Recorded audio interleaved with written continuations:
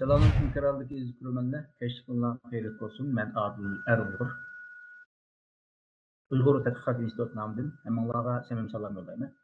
Her 15 günde bir kıtım ötürtüvatkan tarih söhbetleri namımızga hoş geldiniz. Herküm malum hoş geldiniz. Hoş bulduk, rahmet. İzgürmenler biz bugünkü programımızda yakın zaman tarihte dünya miqyası meydana kelgen siyasi inqilabga cümleden Xitoyninki tarixine meydana kelgen inqilablarninki alaydaki mahiyeti ve üzere bu inqilablar ortasındaki farklarını seliştirip çıkmış şundakla onun neticesi barlık kelgen özgürlüklerini bu her qaysi sohada meydana kelgen özgürlüklerini yurt birleştirişimiz. İnqilab degan vaqtida bir millatniki yoki bir xalqniki yoki bir ulusniki iqtisodiy, siyosiy, madaniyat, ijtimoiy va boshqa sohalarda radikal o'zgarishlarni meydonga keltirish maqsad qilgan bir harakatni ko'rsatdi.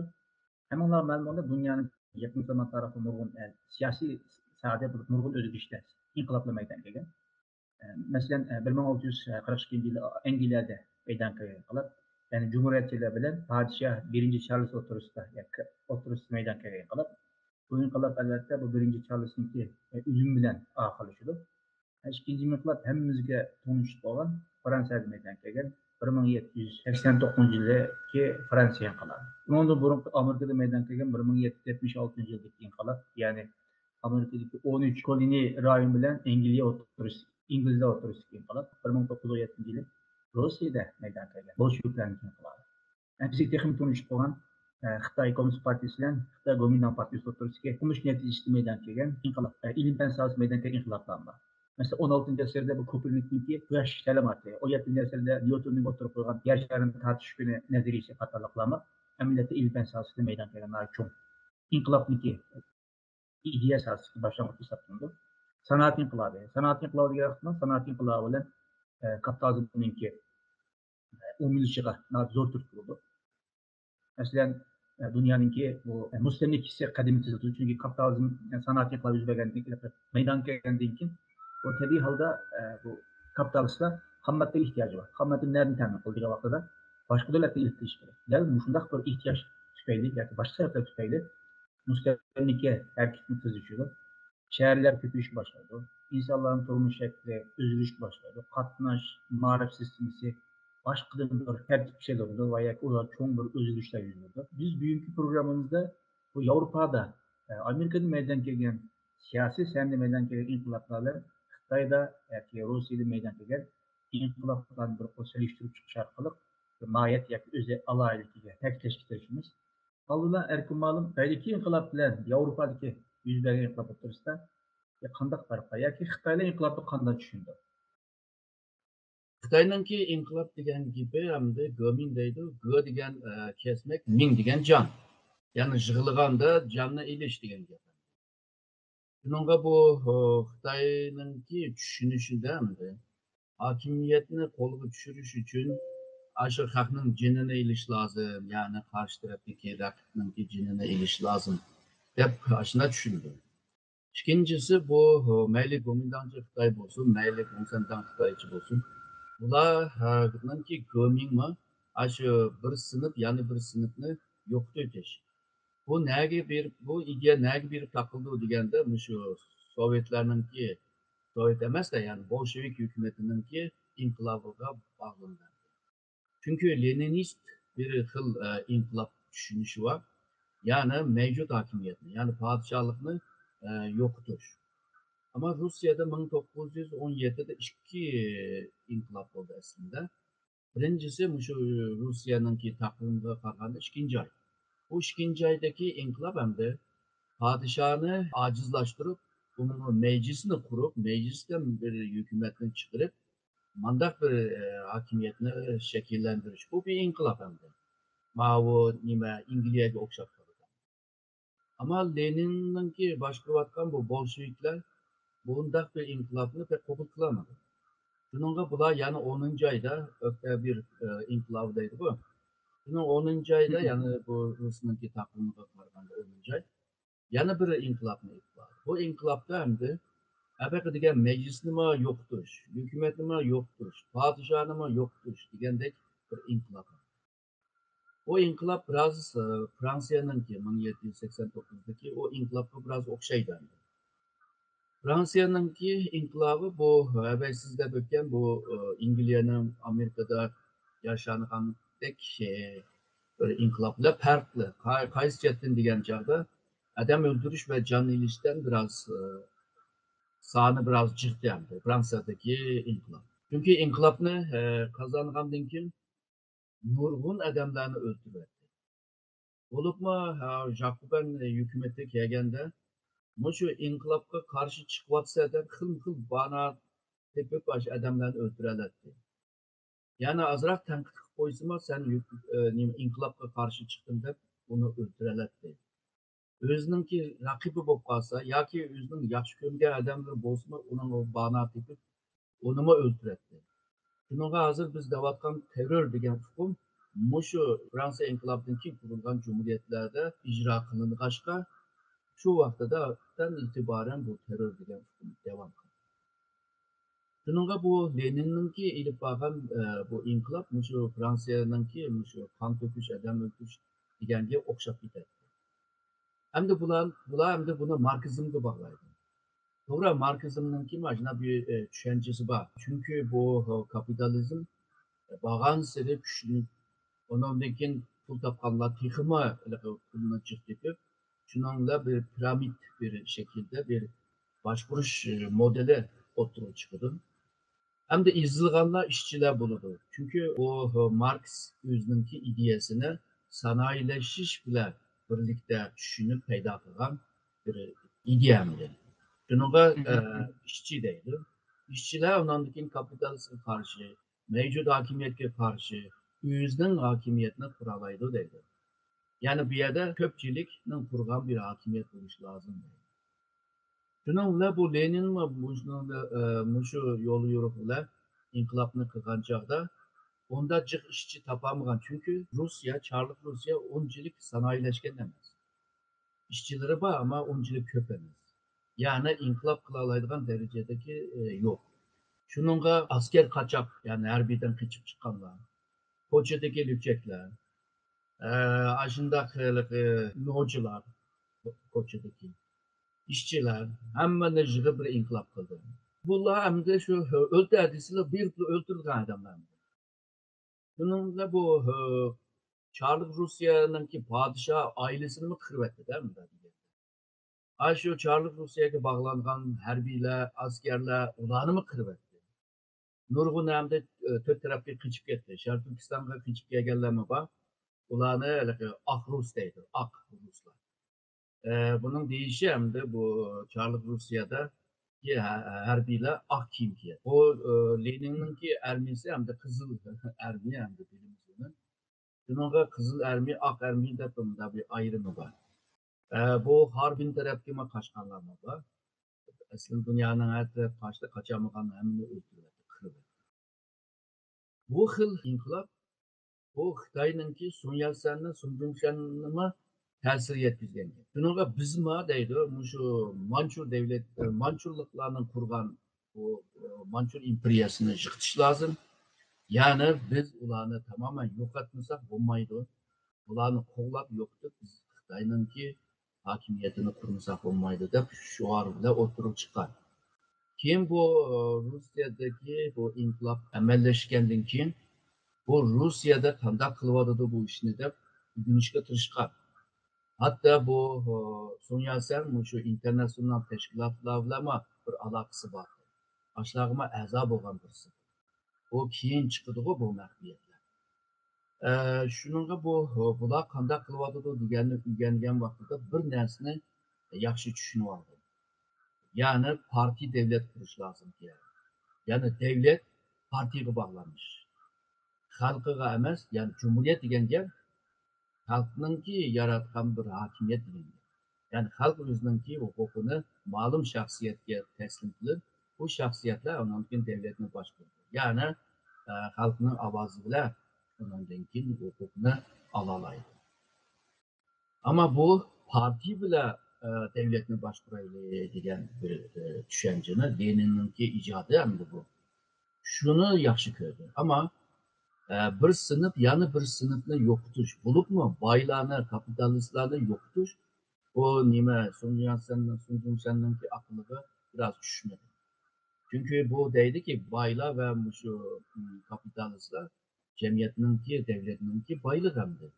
Onu yo'qotib hamdi nima qoladi hamdi deb anda tushunadi. Keyin 1929'da Can Kevşikma Sovyetlarni bir yo'qlab keldi. O ziyoratdimi bu komünizm degan narsa bizga tushmaydi kerak, Xitoyga tushmaydi kerak deganni bilib keldi. Ondan keyin ABM degandek partiya davlat yaxshi narsa kerak deganni tushunib oldi.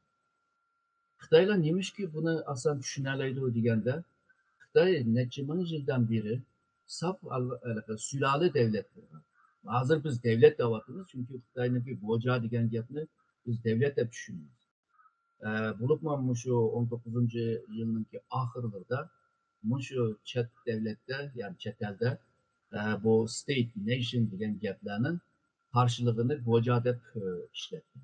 Xitoyningki boja degan asl ma'nosi yani aile ve ülke degan gap. Bular birlashgan vaqtida bir sulala bir hakimiyetninki bir tuzumini ko'rsatdi.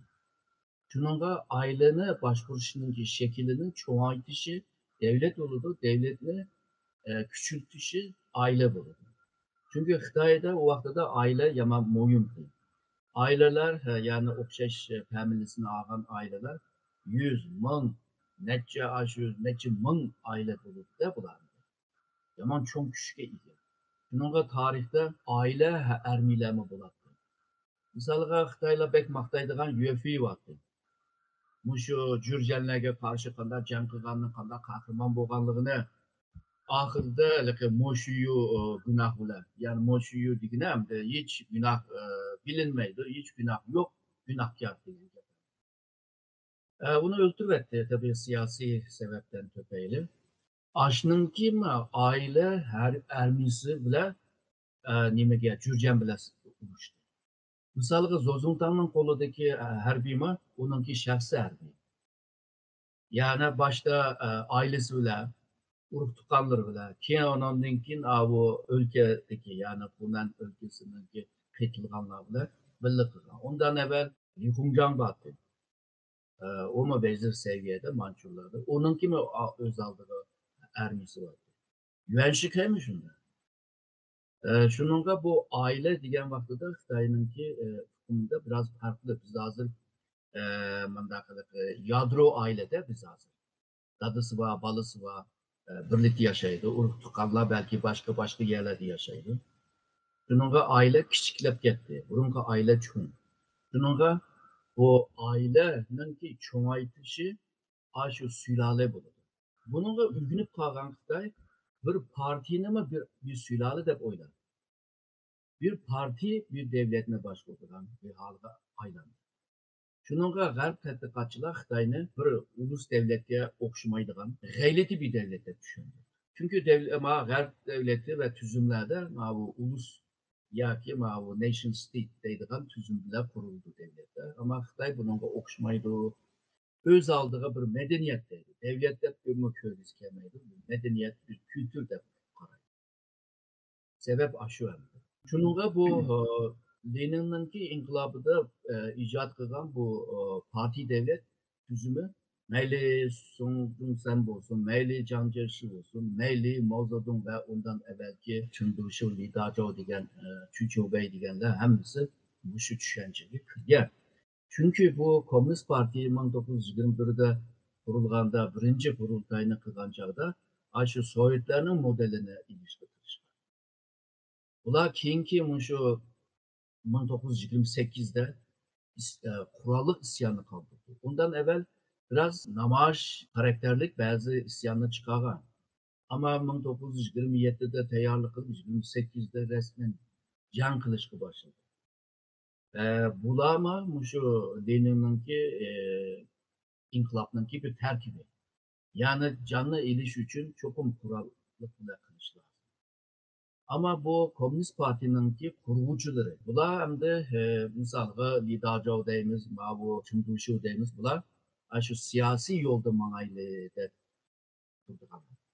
Kim bular hem de Komünist Parti tarafından hain deb ilan kılıp bularını koglap çıkıyor etti parti. Yani kurgucularını hemsini koglagan gap yani onda degende. Esas kurgucular da komünizmni Xitoyga akaga adamlar bular.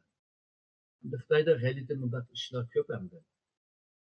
Bularmi shu internasional tashkiloti, ya'ni Leninninki 1919da qurgan internasional tashkilotininki yo'l yo'riq buyruq bilan harakat qildi hamda bu Xitoy Kommunist Partiyasi. Keyin bu isyanlarni tugatgandan keyin bular qochidi.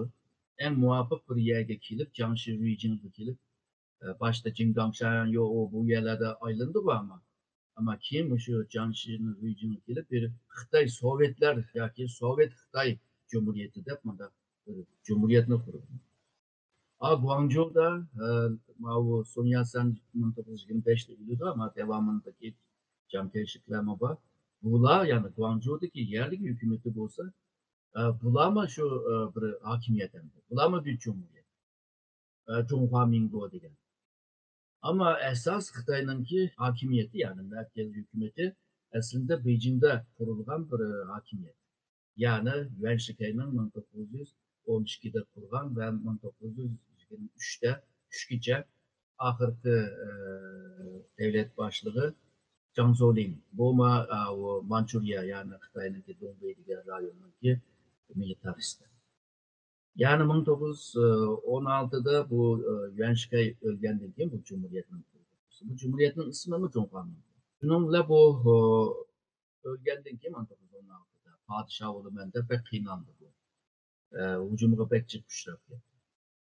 Bunun ölümünden keyin şu militaristlarınki devri deydi o hem de Cunfa'nın vakti o Beiyang Cunfa deydi onda. Ular hem de şu cık hukuk çalışıp Xitoyni yaxshi boshqaradi. Demakchi bo'g'inim yani Komünist Partisining kurilishi va 28'de qurolib jangni ilib borgan vaqtida Xitoyda 3 hakimiyet var. Biraz demokrasi bo'lgan. Çünkü saylam vardı ama militaristlar saylamıma müdahale qilib ishni bozgan ahvollar bor. Yani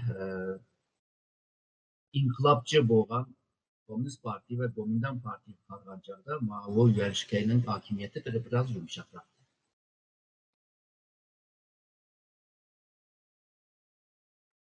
Bu Fransa'daki inkılapta mesela Fransa inkılap 100 yıldan burun Fransa'daki cemiyet kurulmuş qaraydigan bolsak, bunda bir 3 sınıf var. Birinci 3 katlamda. Birinci katlamda poplar var. İkinci katlamda Aksumoy pomishchilar var. Üçüncü katlamda burjuvazi, işçi, dehqon var. Lekin burjuvazi tijoratni kontrol qilgandan lekin bu davlatninki ham boshlar turdi, ammo siyosatni hech qanday huquqi yo'q. Yani pek aciz. İşçilermiş şu, dehqonlarmış şu. Ama bütün hukukni şu Aksumoylardan poplar veya padişah ailesi egallab olgan. Shunaqa bir o'rtadagi qatlam o'rtasidagi tengsizlik ve zulüm, adaletsizlik intayin yamrab ketdi. Ama mush jarayonda bu ba'zi bir mutafakkirlar var. Rousseau deymiz, Montesquieu deymiz, Voltaire. Ular o'sha o'ziki siyosatdagi va jamiyat haqidagi qo'l ko'rsatib qo'ygan. Yig'inchoqlab kelmoqda bular adolatni, qonunning ustunligini, inson haqlarini, ijtimoiy to'xtamnoma, gumonchilik qatorliq mushularni, mushunda hukmlarni ko'p tashviq qilganda endi albatta Fransiyani ba'zi qatlamga ta'sir ko'rsatdi bularning ideyasi. Lekin bu uch tafakkur Fransiya inqilobini kurishga nisb bo'lmoq ekan. Xitoydami Xitoy Kommunist Partiyasiningki bir ideyaviy asosi bormi? Siz zaten biraz burun deb o'tdingiz, Leninizm yoki Marksizm qatorliq. Undan boshqa bir ideyasi bormi, yo'qmi? Eğer de yalnızlar şu Xitoy Komünist Partiye yoki Kuomintang Partisi'ni desek, hem de ularınki ideyasında hemmisi şu inkılap ile hal kılımızdaydı, hakimiyetini kolu düşürümüzdeydi. Ama degandek şu Kuomintang'ınki ideyası biraz Sun Yat-sen'ninki ideyası. Yani Xitoy'ninki tarihteki bir sülalenin yıkılışınınki bir ideyası var. Çünkü konu sülale işini yaxshi qilamadı. Şununla onu yıktı. Yeni sülale doğru işini kıldı. İkincisi şu Sovyetler'inki internasyonel teşkilatınınki tesiri. Bu epçeş. Kuomintang'ınki inkılabın ideyası. Ama Komünist Xitoy'ninki ideyası hem de aşı nime Leninist. Ki andan kim bu Stalinist düşünceni makitip onundaki özününki tarihi enenedeki padişahlık tüzümünü ruh cetten okşayış ama bu sırtta şekil cetten bula okşamaydı da pürdemdi. Biz komünist deydi. Aslında kılvatkan işi hazır mı şundan? Konu sülalene başvuruş cette bir farkı yok. Birisi sülale başvurdu, birisi partiye başvurdu. Hem de hemisi benim halkımdaydı. Sülale vaktidime halk, bütün halk bir sülalenin halkı. Hazır mı Xitay halkı Komünist Parti'nin halkı. Şununla bankı mı Xitay'nın ki Komünist Parti'nin, harbi mi Xitay Komünist Parti'nin, hükümet mi Xitay Komünist Parti'nin. Ma garip devletlerle okşamaydı bu mahçetten. Ama devletin ismi hem de Xitay Halk Cumhuriyeti. Yani halkın ki cumhuriyeti deydi. Cumhuriyet mi aşı halkını hukumunu alırdı aslında ama aldığı yanı bir halk diyen isimini koşkan için yani halk başkuruş bir devleti diyen mana çıkıyordu. Yani artıkça hem de halk diyen sözü. Niçin bu artıkça bir halkın koyduğu diyendir? Yani bu devlet silahından deydi. Yani aldavadıdır. Yani aslında benim ama yanıla senin. Digendek bunda bir mücmel bir düşünceyle ilip bir vardır. Komünist Parti'nin ki inkılabının ki ideyası sizin evvel digen Fransa'daki mütefekkirlerinin ki siyasiyonlarının ki ve cemiyet erbabı şundakla bu bay bu Aksumek diye değil. Aksumeklerinin ki ideyası digen neyse bu Xitay'da yok. Xitayda Aksumek diyen bir sınıfım yok. Xitayda yalnızla şu padişah ve halk var. Halkla hem de şu kembegal halk değil, proletarya halklar. Bu padişah. Ama bulanın arasını bağlayan bir hükümetinki bürokrat nimisi var. Kadırları var. Vezirden şu ministergıca, ministergıca. Ama bula almışıp turduganlar. Bazen bir günah işlesen senin canını alırdı ya da kovlaydı ya da kimseye çıkırdı. Bu Fransa'da, Garip'te, Avrupa'da bulunma. Bunlarda körüngen aksunek yok ama aksonekki okşaydıgan kısım var hazır men degen bürokratlar. Ama bu bürokratlar devamlı kalamaydı. Ama bu Avrupa'daki aksonekler devamlı kalamaydı. Bununla bu Fransa'nınki inkılabı aslında şu aksoneklerini yoktu itiş. Padişahlıkını yoktu itiş. Tamamen halkınınki başvurduğun bir hakimiyetini kurup çıkış. Ama terör yoluyla buna el kılışma çalıştı.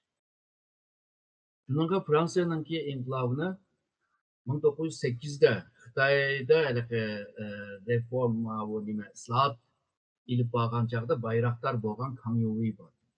Bu 1908'de 6. ayda şu İstanbul'a geldi. Harsa İstanbul'da da gen bayram bok etken. Nima bayrama dese meşrutiyet bayramı. Bu nima degende yani bu hazır İngilizce'nin tüzüm var o padişah var, meclis var, meclisten hükümet çıkıyor, hükümet onun bütün devletin başkuruyor degende. Bu tüzümünü ilan kılgan günde kepkap ki bu ikinci meşrutiyet yani.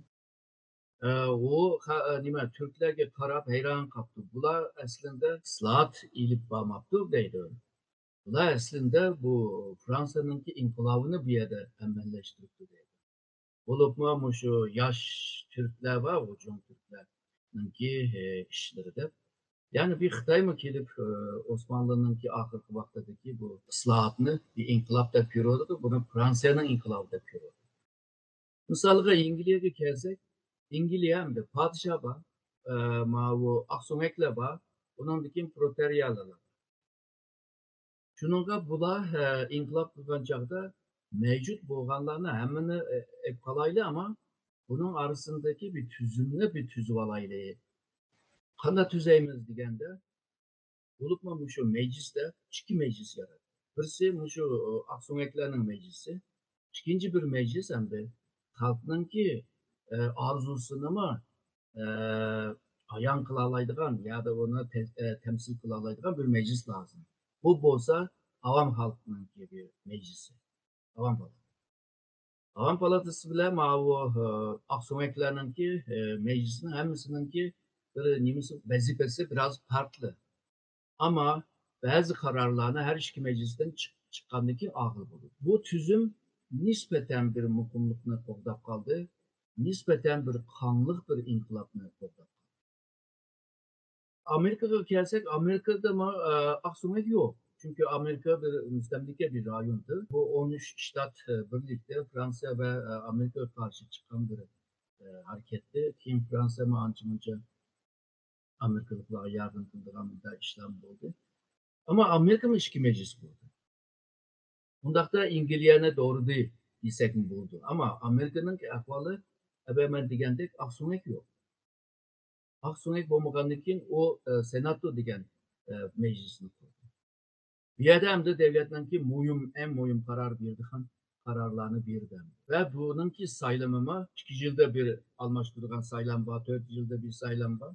Onundanki Avam Palatası degan meclis yanı var. Bir yerde hem de bununki kuruluşunun sebebi hem de Amerika degan vaqtida biz mundaq o'ylaylik. Amerika bir milletten teşkil kılgan. Yani hıl milletlerden teşkil kılgan. Şununla dinleri biraz farklı, kültürleri farklı, tıllı farklı, ilgenligen rayon. Kim bu Amerika kengeydi o. O kengeygen siri ştatlarınınki sağınımı köpeydi. Sağını köpeygen siri sırtın kegen milletler tekimi köpeydi. Muşu hıl tıl, kültür, din, itikatıda boğan adamlarının göz aldığı bazı menfaatlerini qo'g'dab qilish uchun Avam Palatası degan bir ikinci bir meclisi var. Buni misalga Japoniya ikki meclis, bu hem de G'arb mushtaq qilg'achqa, Angliya mushtaq qilg'achqa mushtaq kuchli bo'lgan. Bizmi podshomizni tiklayli, ondan keyin bizningki Aksumaklarni izlayli. Ularni Aksumak hamda Xitoyninki nimaga o'xshab qoladi? Bürokrat yani. Haqiqiy o Yevropadagi Aksumakdek narsalar chiqmadi hamda. Yani bütün şu tüzüm nimani maqsad qildi deganda, shu inqilobni qilib bo'lgandan keyin muqimlikni qanday qo'g'dab qilish. Bundan keyin chiqadigan va chiqmoqchi bo'lgan masalalarni qanday hal qilish va mavjud bo'lgan an'anani qanday qo'g'dab qilish deganlarni maqsad qildi. Shunga bularninki inqilobi bir-birisiga o'xshamaydi. Tarkibimi o'xshamaydi, ideyalarimi o'xshamaydi. Belki mandalık şekil çetin degan vaqtida hammasi inqilob bo'lgan bilan hammasi bir-biriga o'xshamaydi. Misolga Rusiyaninki, Xitoyninki, Koreyaning, Kubaning degandek kommunistlarninki inqilobi bor. Bu inqiloblar normalda bundaq tushuntirdi. Mevcut hakimiyet chirib ketdi. Mevcut hakimiyet halkını sömürdü deydi. Mevcut hakimiyet iqtisodini yaxshi qilolmag'achqa xalqni yomon kambag'al qilibdi deydi. Shunga bunda bir yomon eski bir hakimiyatni yiqitib ishlaydi. Shunga bu misolga Sovetlarda bo'lsin, hozirgacha Xitoyda bo'lsin, Fransiyaninki inqilobini tushuntirganda u vaqtida shu podsho nim degan shu chirib ketgan yolsuzluk, sarayda yolsuzlukla qanday bo'lib ketgan, xalq degan yashamay kambag'alchilikda qanday qiynalib ketgan. Shuning bilan bu xalqlar chidamay, ondan keyin hokimiyatni yiqitdi. Aslında bu tadqiqotchilarninki o'z vaqtidagi shu inqilobga qatnashgan odamlarni tekshirib tarixchilar qildi buni. İzlanadi. Misolga bu Yevropada bu cherkov muhim bir yer. Çünkü nurg'un odamlar misolga dindor bo'lgan yoki dinga biroz ko'ngli bo'lgan, e'tiqodga biroz ko'ngli bo'lganlar shu nimada cherkovda o'zining ismlarini yozdirdi. O'lgan vaqtida ismini chiqarishga yana yozdirdi. İkincisi bu inqilob qatnashgan nurg'un odamlar o'ldi. Nurg'un odamlar yaralandı. Bularni nereden izleyiniz deganda doktorxonada. Bu isimlerden yolga chiqib, bu kim? Misolga shu inqilobni yetaklagan ve esas qatnashganlar aslında Fransiyaninki o'rta sinf. Kimler degan chog'da misolga esnaf, doktor, ondan keyin bu kichik bunda do'kon ochganlar, kichik korxona ochganlar, kichik shirkatlar bo'lgan, ya'ni o'rta sinfga xatlar. Ya'ni Xitoyninki Sovetlarni anglatgan kambag'al proletariatlar emas. Yani bu Sovyetler ve Xitoylar nima uchun proletariat inqilobini bek qattiq deydi? Chunki o'zlari shunaqa qilgan. Buni rasmiyleştirmek isteydi. Ama Marx deydi, ishchilar qilinglar deydi. Lenin ko'chadagi lo'kchaklar bilan qildi. Mao hamda lo'kchak topolmay, Mao nima ishchini topolmagan keyin dehqonlar bilan qildi. Shuningga bu inqilobninki uslublari o'xshamaydi. Mushu bundan 4-5 yıl evvel 2012'lerden itibaren Xitoy hakimiyeti o öz vaqtidagi bu muavin bosh ministri bo'lgan Wang Qishan degan birisi bor. U shu kadrlarninki, hukumat kadrlarninki o'qiydigan kitoblarni tizimligini bergan. O tizimlikda bir kitap bo'lsa, Parisda maydonga kelgan bu inqilob. Çünkü Xitoy bir narsani ko'ryapti. Xitoyning o'rta sinf paydo bo'lyapti.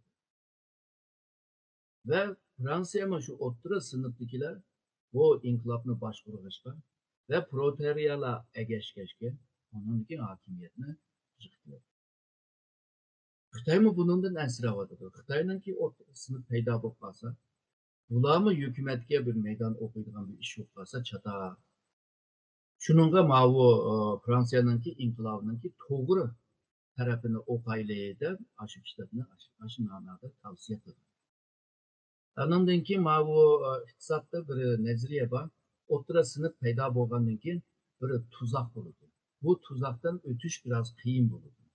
Bundan vaqtida taraqqiyot uchun yangidan bir islohotni ipirish lozim.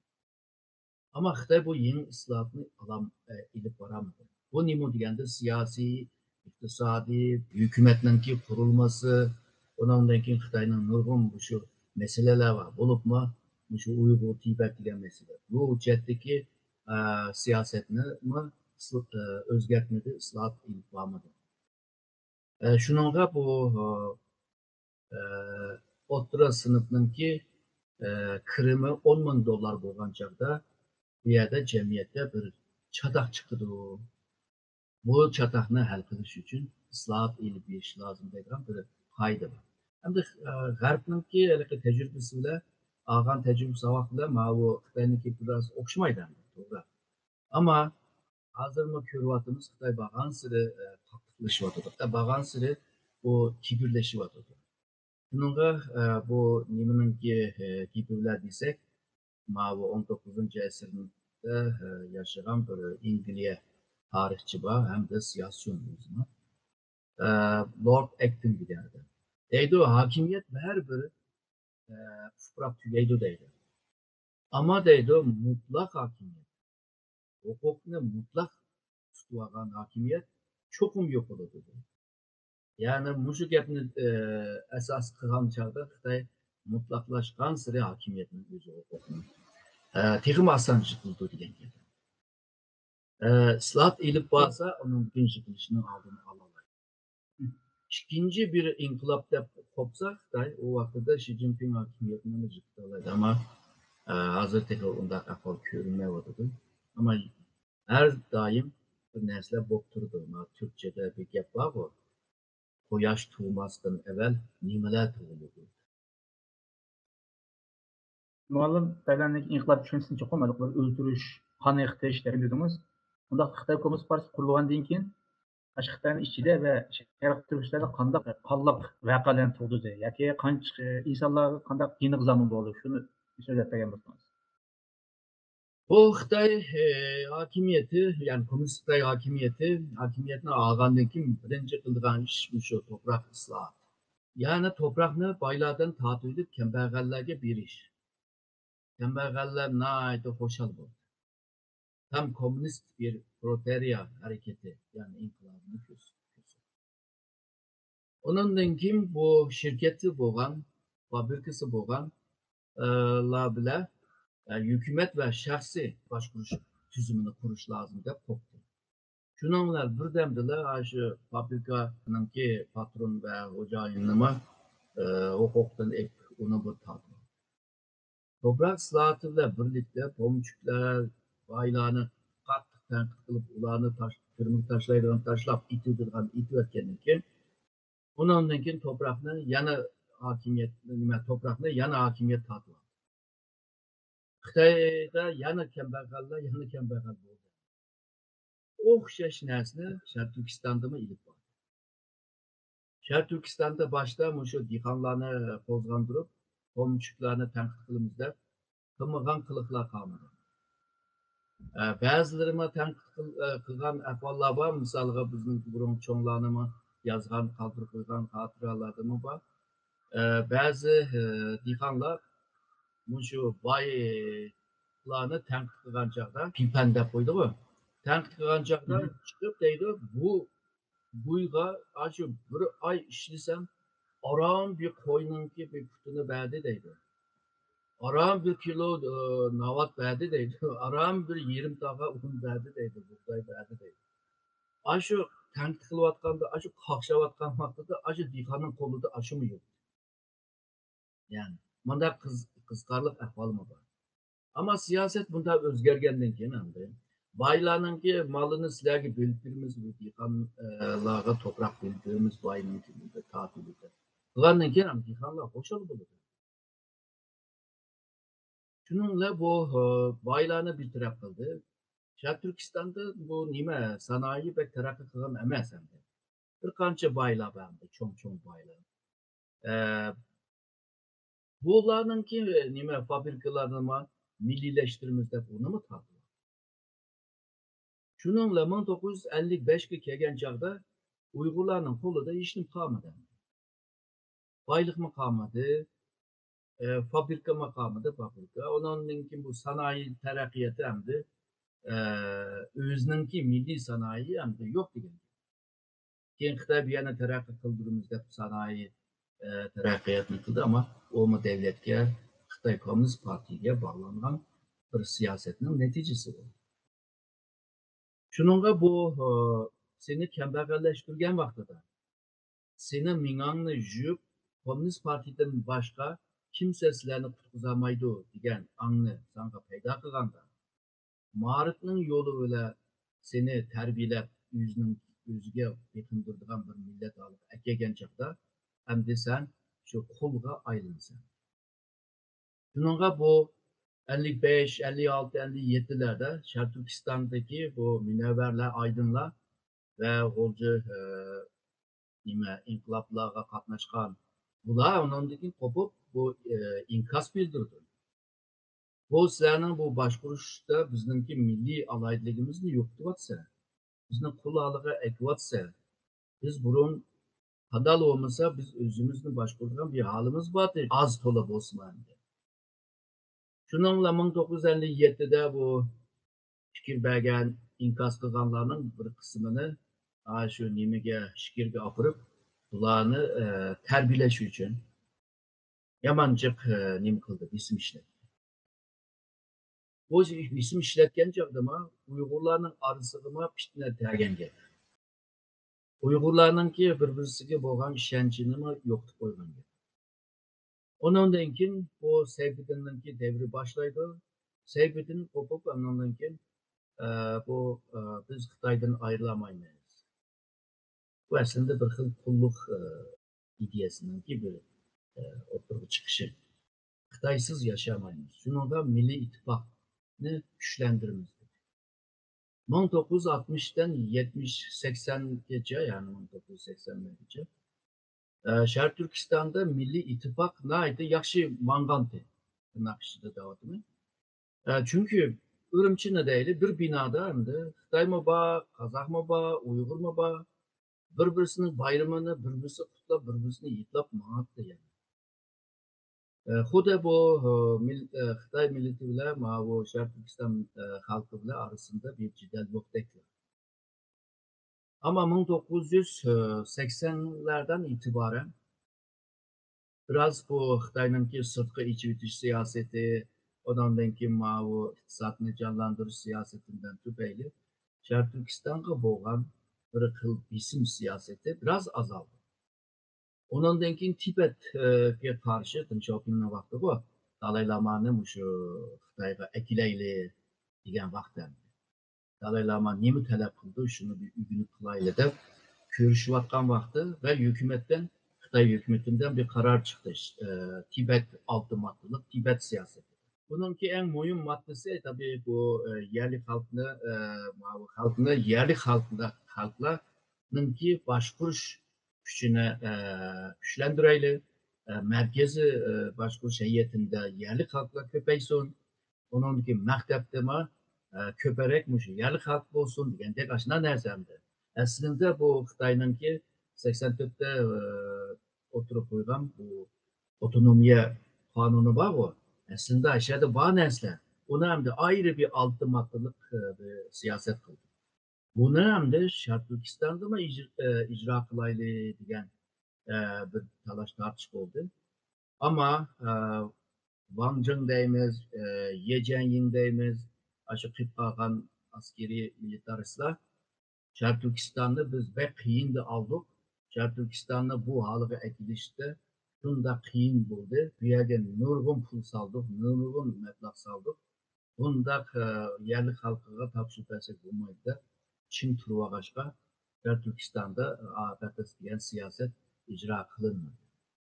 Ama yine de biraz siyasi yumuşakaşka Şarkı Türkistanlıklar özününki kültürü, medeniyeti, tarihini ünüşke tırıştı. Tarihi yadigarlarını yeniden neşir kılıştı, tırıştı.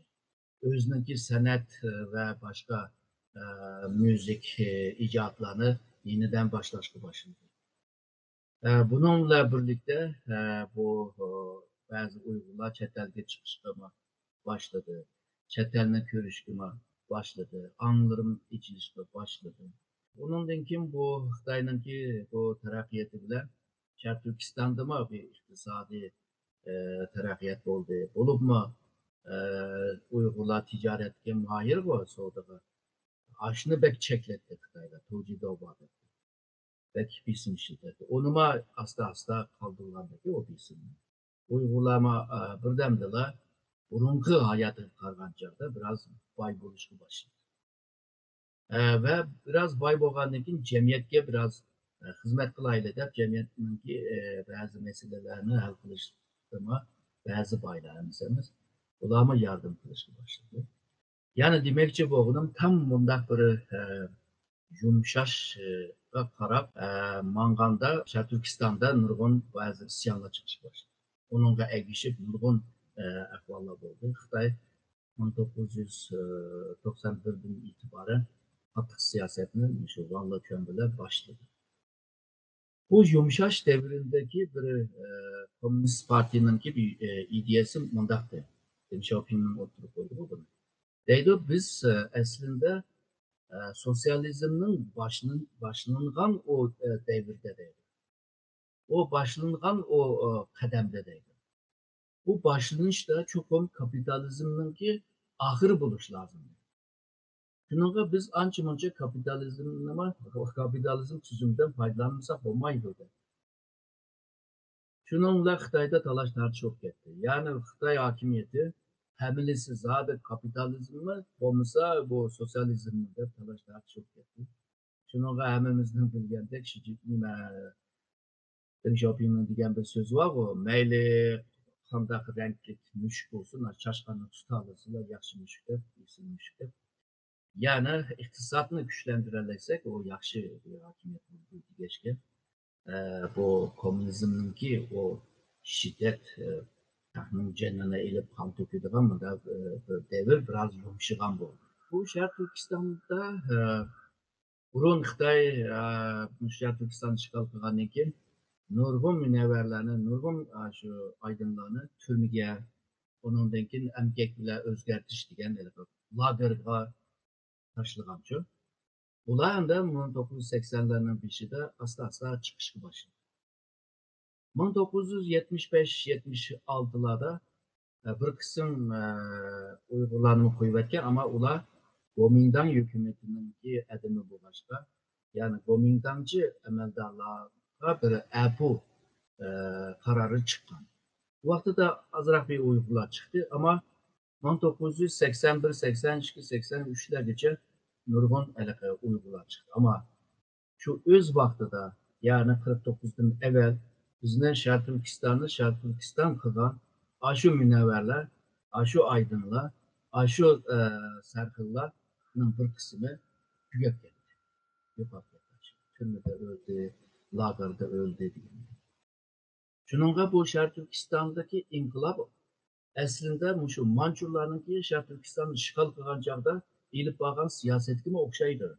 Ama isimler belki başka, üslup başka ama niyet okşayış. Yani bu yerki halkını şu sarkıllarını yoktuş. Şununla kağanlarını şu mingisini jüp Xitayga bikin duruş. Bunu Tang sülalesi vaxtıda muşunu kılan. Şərq Türkistan bolsun, hazırki G'arbiy Türkistan'daki bazı yerde bolsun, işte çoğun cemiyette ismi var, cemiyet erbabı degenlerini özüge tatıp turup, kalan avam halkını başkuruş. Eğer de bu serhillar hemkarlık kılmasa öldürürdü. Bunu Han sülalesi de şunda kılan. Xitaylar hazır şu bence onun heykelini ta Kaşgargacha tiklepti. Bu ben çoğuma Şərq Türkistan'da nurgun devletinin adamlarını öldürüp aşı kankor bir şekilde Şərq Türkistan'ı başkurup gelgen. Kısa müddet olsun. Bununla bu Xitay tarihten beri Şərq Türkistan'ı işgal kılan çağda Şərq Türkistanlılara karşı hep rehimsizlik bir siyasetine ilip vardı. Çünkü Şərq Türkistan halkını özününki halkla kömeydi. Közma sen minindek bulursa deydi. Manga okşaş bulursa deydi. Manga yirip gitse deydi. Yani asimilasyon. Bunu Sun Yat-sen her zaman vakrap cakrap sözleydi bunu. Misalga bu Kuomintang'ınki emeldarlarınki Kuomintang Partisi'nin kuruluşçuları aşılar köple pagan milletlerini hemsini Xitaylaştırış lazım da kalkşaydı. Hatta Can Teşik deydi bu Xitayda degenden ki Xitaydan başka milletler yalnızla ula başka rayonda yaşap başka ula Xitaydan ayrılgan aslında Xitay bile bir deydi. Şununla hazır biz Xitay'ın millet desek ulanı uruk deyimiz deydi. Uruk degen bu kona kadının bir söz kabile yani. Yani Xitay'ınki kabilesi de. Şununla bu Şimdi Seynalar merkezge ketkendan keyin yerga shu Wuzhongxing va Jushaoliang deganlarni ekildi bu. Misalga Wuzhongxing va Şərq Türkistan'da mushu siyaset bilan başladı. Yani Şərq Türkistan'daki Uygurlar o bu bo'lsa, misal deydi, şimdi Seynanki Şərq Türkistan'da 13 milletga ayrışı hata deydi. Bu 13 millet hemmisi Xitay'ınki adımı deydi. Yani Xitay milletinden peyda bo'lgan. Ona şu cemiyetininki erbabıları, misal Kazak heyetini, Mongol heyetini, Şive heyetini, Uygur heyetlerini kabul kılan çağda, Ürümçi'de her yerden kelgen heyet adamlar var, teşkil tapkan. Heyet aşılağı mı aşını düşendirdi. Onunki hatırası da yazıklı. Deydi o hemenler aslında Xitay bile bir deydi. Sizler ayrı emez deydi. Sizler farklı bir rayonda yaşap başka tılınla, dininla, örf adet okşumay kaldı. Aslında bir deydi. Yani şu 20. asırdan keyin imperiyani aldırıp ettik, inkılap bilan yıkıp ettik deb turibmi bir medenileşmegen bir ahvol bor Xitoyda.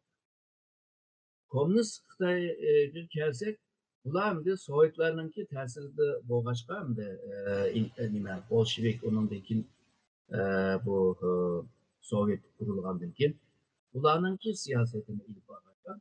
Milletlarninki haqqini tunush deydigan bir siyosati bor. Bununla bu Şinsey maaşını doğrap Şərq Türkistan'da olmuş milletini peyda kıldı. Üzücem da nimdeyizden de belgili de değil. Komünist Partimi 2. kurultaydan itibaren şu Şərq Türkistan'daki Mongol, Şive, Mançur deyimiz şu milletler Tunganma var, oğlar çıkarak Tunganma kılıp aldı. Şu milletler öz aldığa müstakil bolalaydı. Eğer halisa Xitay Komünist Parti bilen birlikte yeni bir Xitay hakimiyetini kuralaydı deb kelgan.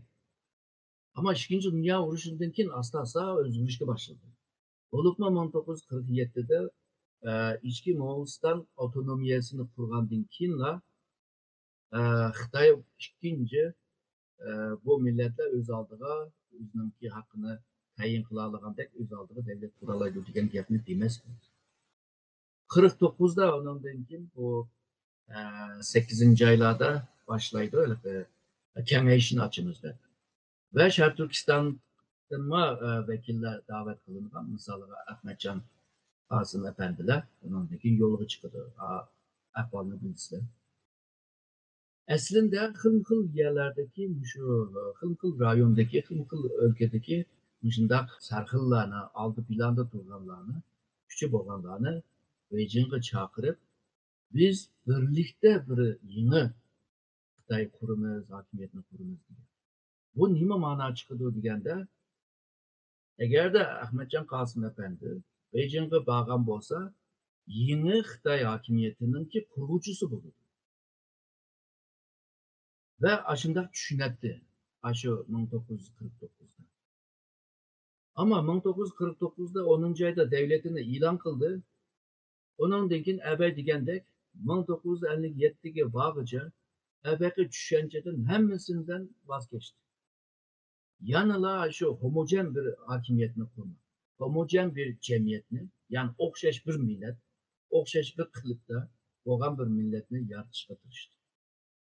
Bunu hem de ulus devlet yapıyor kılıvadı. Ulus devletimi köp kültürlükünü kabul kıldı. Yani başka milletlerini mi kabul kıldı. Hem farklı kültürde olan milletlerini umumi ismi. Yani bir hakimiyetin, bir devletin kimliğidir o ulus. Ama Xitay buna ulus kimliğine Xitay kimliği de düşünüyor. Mesela Cunhua Minzu dedi. Cunhua ulusu, Cunhua Nation diye. Yani hemminla Cunhua buluşlar. Cunhua degen Xitay bu. Aşında düşen geçke, Şarkı Türkistan'da naite kattık karşı Meyli Moğolistan'da olsun. Ya da asimilasya maşında.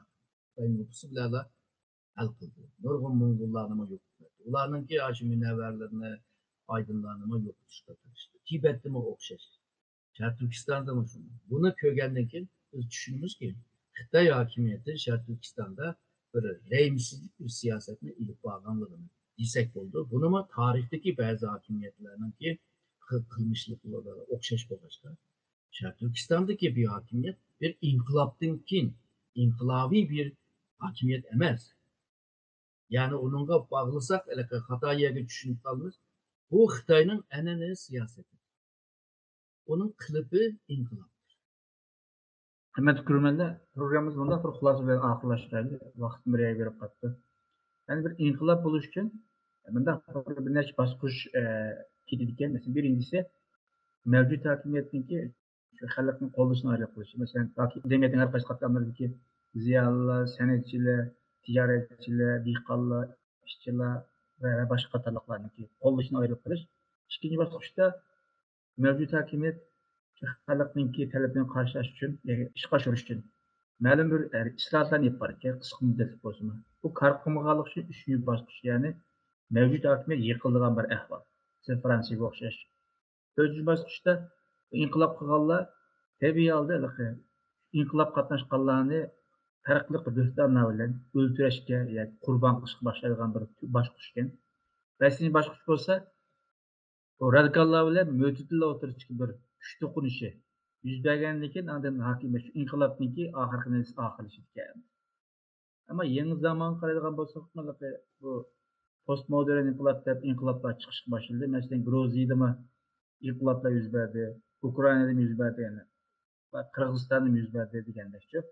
Şöyle Xitoydagi erkumalim degandek, Xitoydagi bu inqilob degan narsani tirnoq ichidagi tamoman farqli bir inqilob, shundoqla Xitoyning siyosiy an'anasi bir natijasi deb qarashga bo'ladi. Ammo Yevropadagi butunlay jamiyatdagi o'ziniki ehtiyoj natijasida o'tirib chiqqan inqilob. Erkumalimlar yaxshi, atrofli qanosiz, ko'p rahmat. Xayr bo'lsin.